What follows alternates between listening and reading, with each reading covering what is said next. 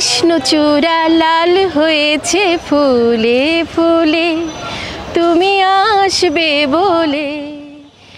ফাগুনে আগুন রাঙিয়ে বসন্তের সাথে বিদায় নিয়েছে শিমুল পলাশ, যার রেশ খুঁজে পাওয়া যায় গ্রীষ্মকালেও। রংধনুটা সবুজ পাতার চাদর ভেদ করে প্রকৃতিতে নিজের অস্তিত্বের জানান দেয় অগ্নিবর্ণের কৃষ্ণচূড়া।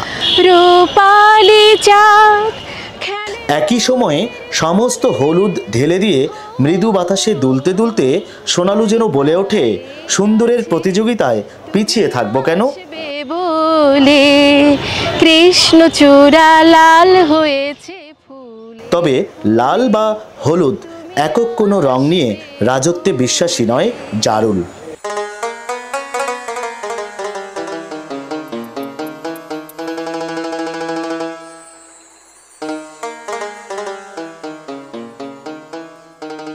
রুক্ষ হলেও এমন হরেক রঙের মিশেলে রঙিন হয়ে উঠেছে গ্রীষ্মের প্রকৃতি। প্রচণ্ড খরতাপ কিংবা ঈশান কোণে কালবৈশাখী চোখ রাঙালেও ফুলে ফুলে রঙিন গ্রীষ্মের সৌন্দর্য ধরা দেয় ভিন্ন মাত্রায়, ভিন্ন রূপে। বসন্তের আবেশ চলে যেতে যেতে আমরা যেমন ফুলের সমারোহ দেখি, বিশেষ করে আমাদের দেশে রঙিন হয়ে যায় বসন্তকালটা। কিন্তু একটা জিনিস লক্ষ্য করা যায়, বসন্তের পরে যে গ্রীষ্ম চলে আসে বা বৈশাখ যেটা আমরা বলি, বৈশাখের মাঝামাঝি কৃষ্ণচূড়ার যে লাল আগুন ছড়িয়ে যায়, তখন মনে হয় দ্রোহের আগুন, ভালোবাসার আগুন। এই যে প্রকৃতিতে যে একটা বিশাল পরিবর্তন, কিন্তু আমরা এই পরিবর্তনের সাথে সাথে যেটা দেখি, মানুষের কিন্তু মন রাঙিয়ে দেয় কৃষ্ণচূড়া। সেই সাথে সোনালুরও একটা প্রতিযোগিতা, কেমন যেন পরিবেশটাকে অন্যরকম করে নিয়ে যায়, একটা মোহময়ী পরিবেশ তৈরি হয়ে যায় লাল আর হলুদের।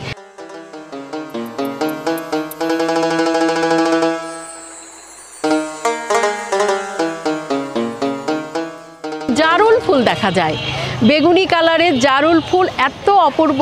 বিশেষ করে যদি আমরা বলি, আমাদের পার্কে জারুল ফুল ফোটে, জারুল ফুলের একটা খুব সুন্দর স্তর আছে, এত সুন্দর লাগছিল দেখতে, মনটা ভরে গেল। আসলে লাল, হলুদ, বেগুনি, আবার বিভিন্ন কালারের কিন্তু এখন সিজনাল ফুলগুলো এখন অনেক দেখা যায়।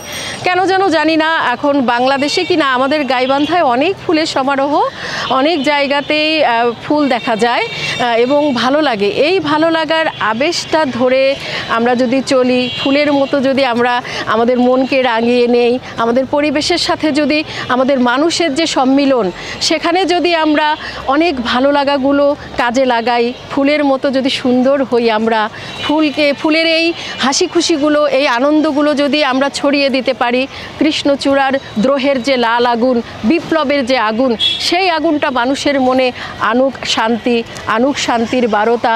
আমরা শান্তি চাই, শান্তিতে এই দেশটাতে বসবাস করতে চাই, সকলের মনে যেন কোনো দ্বিধা না থাকে, আমরা যেন নিরাপদ থাকি। প্রকৃতির এই উদারতা থেকে আমরা অনেক কিছু সংগ্রহ করতে পারি, প্রকৃতিকেও আমরা বাঁচাতে পারি, আমরা প্রকৃতিকেও আমরা শেষ করে দিতে পারি। আমাদের হাতে কিন্তু সব কিছু। প্রকৃতির এই ভালো লাগা, এই ভালোবাসাগুলো আমরা যেন সবার মাঝে ছড়িয়ে দিতে পারি, আমরা এই সুন্দর বিশাল প্রকৃতিকে যেন বাঁচিয়ে রাখতে পারি। ফুলে ফলে ভরে উঠুক আমাদের দেশ, আমাদের এই সোনার বাংলাদেশ সোনায় রূপান্তরিত হোক, আমরা সেই চেষ্টাটাই করে যাই। প্রকৃতি কিন্তু আমাদের দ্বারা পরিবর্তন হচ্ছে, তারা কিন্তু নিজেরা পরিবর্তন হয় না। আমরা এই প্রকৃতিকে যে অবহেলা করি, ওদের প্রতি যে অন্যায় অত্যাচার হয়, কিন্তু দেখেন প্রকৃতি কিন্তু ঠিকই তার নিজস্বতা ঢেলে দিচ্ছে আমাদেরকে, তাদের ভালোবাসা দিয়ে আগলে রাখছে, আমাদের পরিবেশটাকে সুন্দর করে রাখছে তারা। কিন্তু আমরা তাদের প্রতি যে অন্যায়টা করে যাচ্ছি, দিনের পর দিন আমরা বিপন্ন করে দিচ্ছি প্রকৃতিকে, গাছপালা কেটে উজাড় করে দিচ্ছি, আমরা সেই হারে কিন্তু গাছ লাগাচ্ছি না, আমরা ভালোবাসি না প্রকৃতিকে। প্রকৃতি যেভাবে আমাদেরকে ভালোবেসে আগলে রেখেছে, আমরা যদি বলি প্রকৃতি যদি পাল্টে যায় মানুষের মতো, মানুষ যেমন বদলায়, মানুষের চিন্তাও বদলায়, মানুষের ভাবনাও বদলে যায়, প্রকৃতি যদি এরকম বিরূপ হয়, তখন আমরা কোথায় গিয়ে দাঁড়াবো? আপনারা তো ভুলে যাননি করোনাকালের কথা। কি করলো প্রকৃতি? সত্য নেবেই প্রকৃতি, তাই না? পৃথিবীর নিয়মে যদি হয়ে যায়, কিন্তু প্রকৃতি এতটাই উদার, সে চায় না আমাদের প্রতি অন্যায় করতে, আমরাই ওদের উপর চাপিয়ে দেই। এত বিশালত্বর মাঝে আমরা বেঁচে আছি, প্রকৃতির এই হাওয়া বাতাস, তাদের দেওয়া সব কিছু নিয়েই কিন্তু আমরা সুন্দরভাবে জীবন যাপন করছি। কিন্তু আমরা কি দিচ্ছি আসলে এই প্রকৃতিকে? এই যে সুন্দর সুন্দর বৃক্ষরাজি আমাদের ছায়া দিচ্ছে, এই যে সুন্দর ফুলের গাছগুলো, এত সুন্দর বাহারি ফুলগুলো আমাদের প্রকৃতিকে কি সুন্দর করে রাঙিয়ে দিচ্ছে।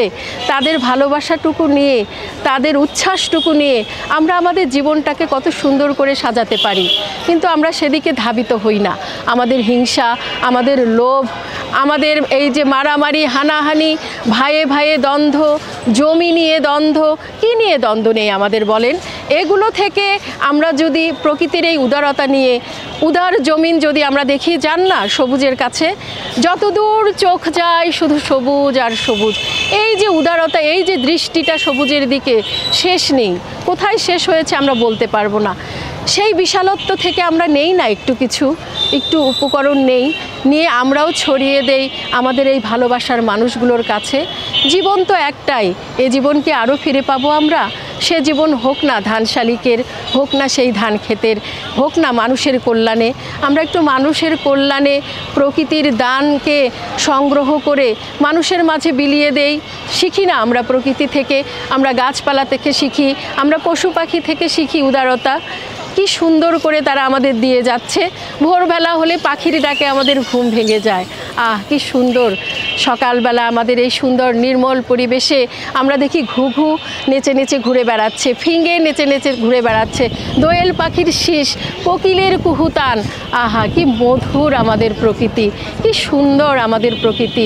বসন্তকাল এলে ফুলে ফুলে ছেয়ে যায় আমাদের দেশ। বর্ষার ঋতু, কবিরা, আমাদের বাংলাদেশের কবিরা যত না কবিতা গান রচনা করেছে, সব কিছুই বেশি বেশি করেছে বর্ষা ঋতু নিয়ে। বর্ষা ঋতুর এত অনবদ্য সাহিত্য সৃষ্টি করেছে কবিরা, এগুলো আমরা জানি সবাই। এগুলো পড়লে, এগুলো জানলে তখন মনে হয় আমরা কি খুবই তুচ্ছ, এতটুকু আমরা, আর প্রকৃতি কতটা বিশাল আমাদের দিয়ে যাচ্ছে। আসুন না আমরা একটু যত্নবান হই, সংরক্ষণ করি আমরা প্রকৃতিকে, তাদেরকে ভালোবাসি, আমরাও উদার হই তাদের প্রতি। আমাদের প্রকৃতি হোক সবার, সকলের মঙ্গলের, আমরা হই মানুষের, আর মানুষ হোক সকলের, প্রকৃতির এবং এই দেশটা আমাদের অনেক ভালোবাসার। এই দেশটা আমাদের রক্তক্ষয়ী সংগ্রামের মধ্যে দিয়ে অর্জিত দেশ। আমরা ৭১ পেয়েছি, আমরা ৫২ পেয়েছি, সেই রক্তধারা আমাদের শরীরে আছে। এই মাটি, এই দেশ আমাদেরকে নিয়ে গেছে সেই দিকে। সেই দেশের হয়ে আমরা কি বলতে পারি না, হে উদার প্রকৃতি, তোমরা আমাদের ক্ষমা করো, আমাদেরকে নিয়ে যাও এগিয়ে, তোমাদের হাত ধরে আমরাও যেন তোমাদের মতো উদার হতে পারি।